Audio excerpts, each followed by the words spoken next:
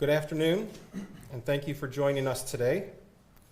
For the past 2.5 days, our Public Health Division has been monitoring a patient from Wake County with flu-like symptoms who recently returned from a trip from the state of Washington.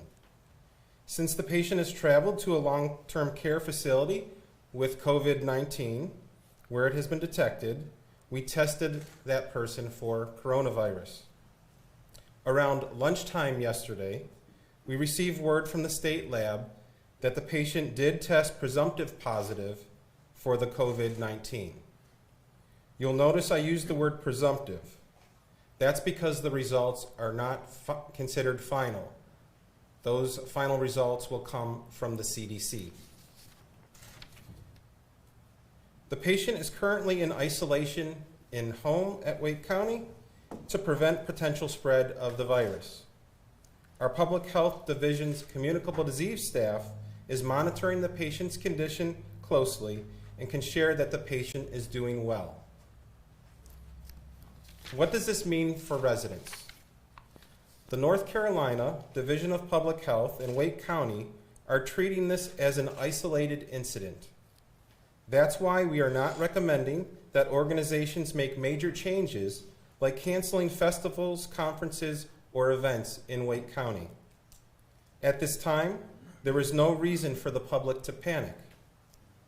That energy can best be served with prevention efforts. The best ways for residents to protect themselves from COVID-19 or any virus like flu is to make sure that we are washing our hands, staying home if we are ill, and covering our mouths and nose when we are coughing and sneezing. Face masks are not recommended for general public. We certainly want you to stay updated with the latest information on COVID-19 by visiting the Centers for Disease Control and Prevention website at cdc.gov. Wake County has also created a web page where we are putting updated information and tips about COVID-19. This website is wakegov.com/COVID-19.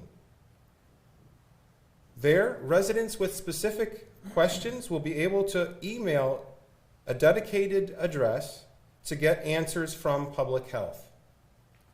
We are also posting regular updates on our social media accounts and encourage you to share them.